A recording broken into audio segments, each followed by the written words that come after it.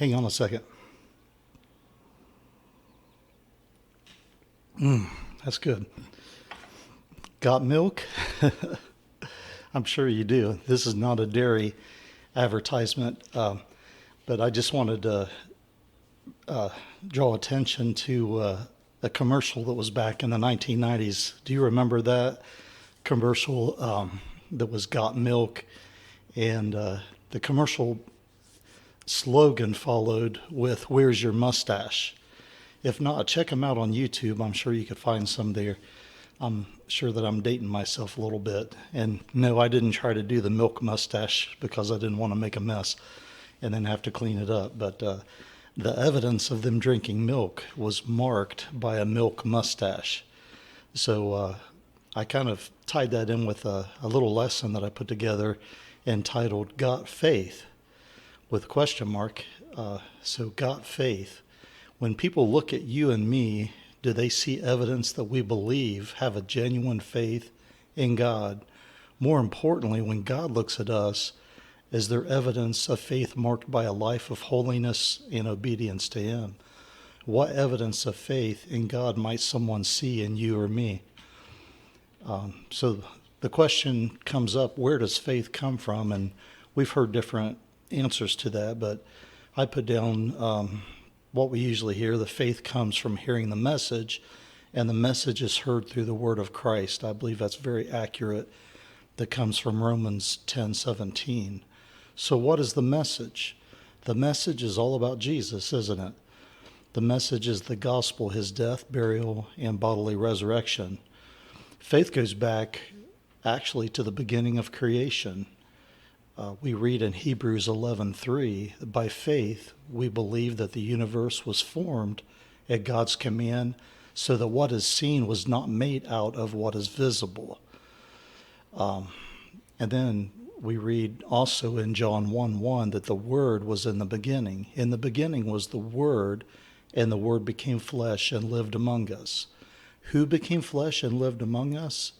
I think we know the answer. It's Jesus. When did He exist? The answer, in the beginning. Let's go back to Genesis 15:6 with Abram.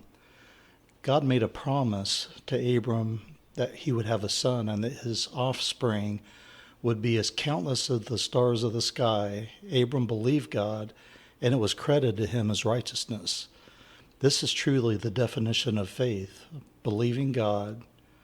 And when we believe God, He credits that to us as righteousness. Do we really want to be considered righteous before God? Then what should we do? The answer is believe God. However, there's more to it than that. What are we to believe? We need to believe in His Son, Jesus Christ. That took me to a link that was on YouTube, I believe. But anyways, if you do this search, I'm not going to bring it up, but does the sacrificing of Isaac prefigure Jesus?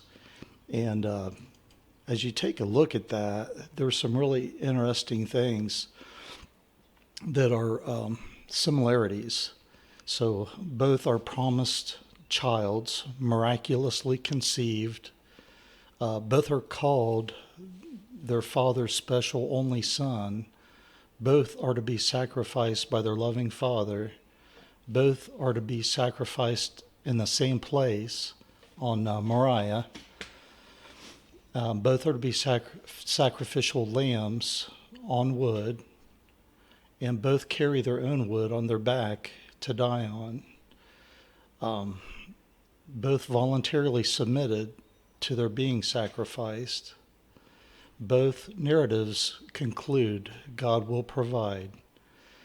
Both fathers anticipated their son's resurrection. Now, we know the story of Isaac, that there technically wasn't a resurrection, but kind of figuratively, he was brought back. So I think that even fits. So just kind of an interesting tidbit there. Let's look at John 3:16. God wants us to believe in His Son. 2 Corinthians 5:21. God made Him who had no sin to be sin for us, so that in Him we might become the righteousness of God. Love that scripture. 1 Corinthians 1:30, Jesus is our righteousness. Romans 1:17, for in the gospel a righteousness from God is revealed, a righteousness that is by faith from first to last, just as it is written, the righteous will live by faith. You get a chance to read John 14, 1 through 14. I'm going to put these scriptures out there kind of quick, so giving you some homework because I don't want this to be too long. What is the basic difference between faith and belief? I'm sure you've thought about that, and I've kind of wondered, and I think the simplest way to think about it is believing is seeing, faith is believing without seeing, and we may have heard that before too. Again, I believe that's very accurate. Remember, after Jesus was raised from the dead and appeared to his disciples, Thomas wasn't with them the first time. What response did Thomas have? Unless I see the nail marks in his hands and put my finger in his side, I will not believe. Shouldn't he have believed? Yes. Jesus had previously told his disciples clearly what was going to happen. Jesus appeared to his disciples a second time, and Thomas was there. What did Jesus say to Thomas? First, he allowed Thomas to see his hands and place his hand into his side. Really don't believe that Jesus was being too critical, or he wouldn't have allowed Thomas to do so. However, Jesus was teaching a lesson here. What were Jesus' words to Thomas, and how did Jesus' words apply to us today? Jesus said to Thomas, because you have seen me, you have believed. Blessed are those who have not seen and have believed. We're in a wonderful position to please God by believing without seeing in our situation with our faith today. And I hope that we realize that. I have a strong feeling that any of the other disciples in that situation would have felt the same way as Thomas if they were in his shoes, sandals technically, right? I might imagine that my reaction probably would have been the same as Thomas too. What about you? Thomas loved the Lord. It's probably good to give him some slack. A little doubt may be okay as long as it leads to faith, believing without seeing.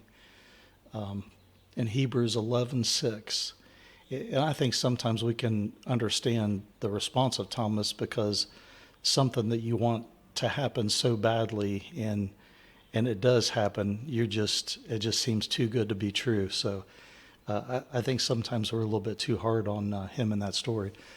2 Corinthians 4:18, so we fix our eyes on what is seen. Let's start over. So we fix our eyes not on what is seen, but on what is unseen. For what is seen is temporary, but what is unseen is eternal.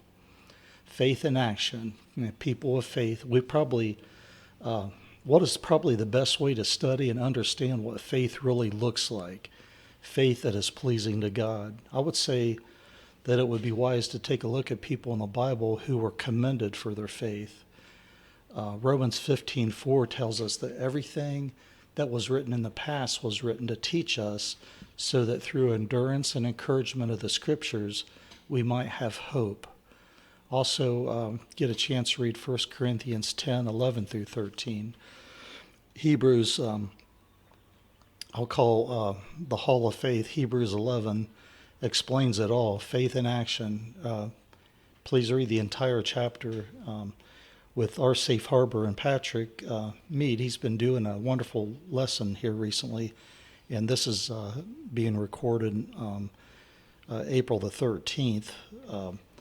But he does those lessons, I believe, a little bit ahead of time. But if you get a chance, check out our Safe Harbor and the lessons he's put together.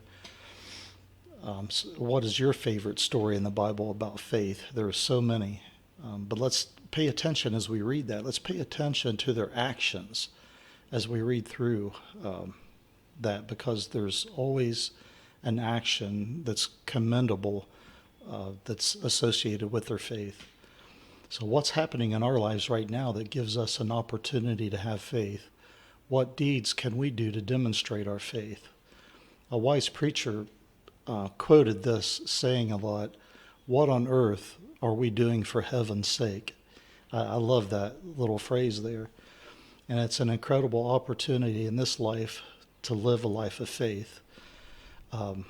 Just to clarify, we're saved by grace through faith, but our faith demands actions because in the book of James talks about, faith without deeds is dead. It just means that we're really not living to our potential and the potential of loving and serving others unless we live out our Christian lives that way. So let's not miss out on it. And so we can love people and demonstrate our faith every day.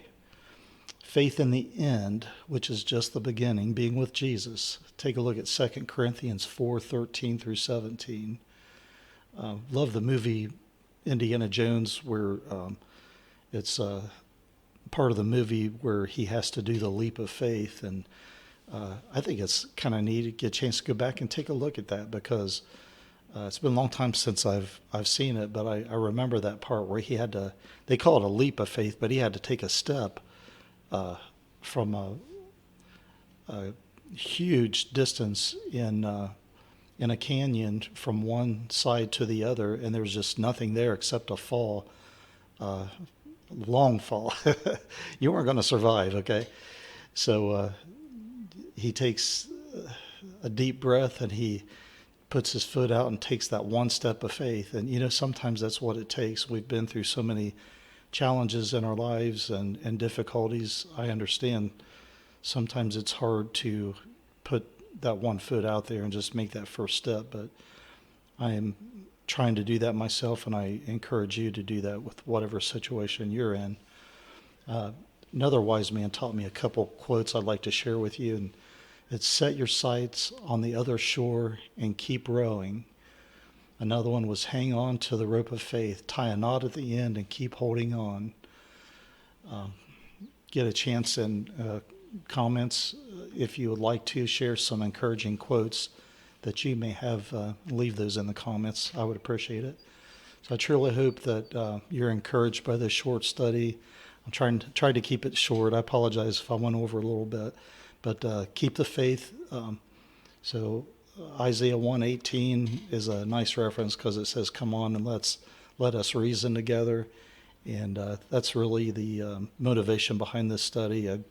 I'm putting some studies together to help me, and I hope in some way that it has been beneficial to you. Thanks for watching, and God bless.